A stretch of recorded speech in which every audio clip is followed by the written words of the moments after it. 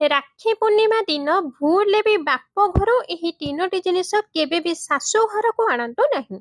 ନାହିଁ ତ ଆପଣଙ୍କ ସ୍ୱାମୀଙ୍କର ମୃତ୍ୟୁ ହୋଇଯିବ। ଘରର ସୁଖ ଶାନ୍ତି ଭାଙ୍ଗିଯିବ। ଆର୍ଥିକ ସମସ୍ୟା ବଢିଯିବ। ଖାଲି ସେତିକି ନୁହେଁ, ଦାମ୍ପତ୍ୟ ଜୀବନରେ ବି କଠିନ ପରିସ୍ଥିତି ଆସିଯିବ। ତେବେ ଚାଲନ୍ତୁ ଜାଣିବା କଣ ସେହି ତିନୋଟି ଜିନିଷ ଯାହାକୁ ଭୁଲରେ ବି ବାପ ଘରୁ ଶାଶୁ ଘରକୁ ଆଣିବା ଉଚିତ ନୁହେଁ। କିନ୍ତୁ ତା ପୂର୍ବରୁ ଆପଣଙ୍କୁ ରିକ୍ୱେଷ୍ଟ, ଭିଡିଓ ଗୋଟେ ଲାଇକ୍ କରିବେ, ଚ୍ୟାନେଲକୁ ସବସ୍କ୍ରାଇବ କରିବେ, ଭିଡିଓଟିକୁ ଅଧିକରୁ ଅଧିକ ମାତ୍ରାରେ ସେୟାର କରିବେ। ରାକ୍ଷୀ ପୂର୍ଣ୍ଣିମା ଭାଇ ଭଉଣୀଙ୍କର ସବୁଠାରୁ ଭଲ ପାଇବାର ପର୍ବ ଅଟେ। କିନ୍ତୁ କଣ ଆପଣ ଜାଣିଛନ୍ତି କି ବିବାହିତା ମହିଳାମାନେ ତାଙ୍କ ବାପ ଘରୁ ଯଦି ଏହି ତିନୋଟି ଜିନିଷ ନିଜ ସାଥିରେ ତାଙ୍କ ଶାଶୁ ଘରକୁ ନେଇ ଆସିଥାନ୍ତି, ତ ଏହାର ଅଶୁଭ ପ୍ରଭାବ ପୁରା ପରିବାରରେ ପଡିଥାଏ। ଶାସ୍ତ୍ରରେ କିଛି ଏମିତି ଜିନିଷ ଅଛି ଯାହାକୁ ଭୁଲରେ ବି ବିବାହିତା ମହିଳାମାନେ ତାଙ୍କ ବାପ ଘରୁ ଆଣିବା ଉଚିତ। ତ ପ୍ରଥମ ଜିନିଷଟି ହେଉଛି, ରାକ୍ଷୀ ପୂର୍ଣ୍ଣିମା ଦିନ ବିବାହିତା ମହିଳାମାନେ କେବେ ବି ଲଙ୍କା ବାପ ଘରୁ ଆଣନ୍ତୁ ନାହିଁ। ଏହା ଦ୍ୱାରା କଣ ହୋଇଥାଏ ନା, ବୈବାହିକ ଜୀବନରେ ଫାଟ ସୃଷ୍ଟି ହୋଇଥାଏ। ତ ଦ୍ୱିତୀୟ ଜିନିଷଟି ହେଉଛି, ବିବାହିତା ମହିଳା ଭୁଲରେ ବି ଗ୍ୟାସ ଚୁଲା ବାପ ଘରୁ ଆଣନ୍ତୁ ନାହିଁ।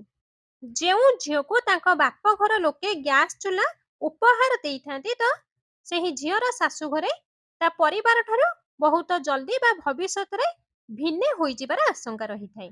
ରାକ୍ଷୀ ପୂର୍ଣ୍ଣିମା ଦିନ ଭୁଲରେ ବି ଖଟା ବା କୌଣସି ବି ଆଚାର ବାପ ଘର ଶାଶୁ ଘରକୁ ଭୁଲରେ ବି ଆଣନ୍ତୁ ନାହିଁ। ଏହା ପରିବାରରେ ଖଟାପଣ ଆଣିଦିଏ। ବେଦ ପୁରାଣ ଶାସ୍ତ୍ରରେ ସଫା ସଫା ଲେଖା ଅଛି କି ରାକ୍ଷୀ ପୂର୍ଣ୍ଣିମା ଦିନ କୌଣସି ବି ପିତା ମାତା ତାଙ୍କ ଝିଅର ଶାଶୁ ଘରକୁ ଝିଅ ବିଦା କଲା ବେଳେ କୌଣସି ବି କଳା ରଙ୍ଗର ଜିନିଷ, କଳା ରଙ୍ଗର କପଡା, କଳା ରଙ୍ଗର କୌଣସି ବି ଜିନିଷ ଆଦୌ ଦେବା ଉଚିତ ନୁହେଁ। ଏହା ଦ୍ୱାରା ଝିଅର ଜୀବନରେ ନକାରାତ୍ମକ ଶକ୍ତି ପ୍ରବେଶ କରି ଯାଇଥାଏ। ବୈବାହିକ ଝିଅମାନେ ରାକ୍ଷୀ ପୂର୍ଣ୍ଣିମା ଦିନ ଭୁଲରେ ବି ତାଙ୍କ ବାପ ଘରୁ ତାଲା ଚାବି ଆଣନ୍ତୁ ନାହିଁ। ଏହା କରିବା ଦ୍ୱାରା ଝିଅ ସ୍ୱାମୀର ଭାଗ୍ୟରେ ଅନେକ ପ୍ରକାରର ସମସ୍ୟା, ଚିନ୍ତା, ବାଧା ପରେ ବାଧା ଆସିଥାଏ।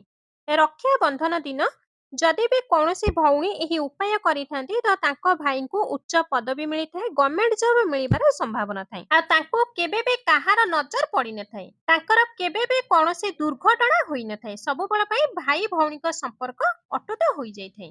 ତେବେ କଣ ସେହି ଉପାୟ, ଆସନ୍ତୁ ଜାଣିବା। ଯେତେବେଳେ ଭଉଣୀମାନେ ତାଙ୍କ ଭାଇଙ୍କ ହାତରେ ରାକ୍ଷୀ ବାନ୍ଧିବେ, ତ ହାତରେ ଭଉଣୀ ମୁଠା କରି ପଇସା ଧରିକି ଭାଇର ହାତରେ ରାକ୍ଷୀ ବାନ୍ଧିବେ। ରାକ୍ଷୀ ବାନ୍ଧି ସାରିବା ପରେ ସେହି ପଇସାକୁ ଆଣି ଭାଇର ମୁଣ୍ଡରେ 7 ଥର ବୁଲାଇ ଆଣିବେ।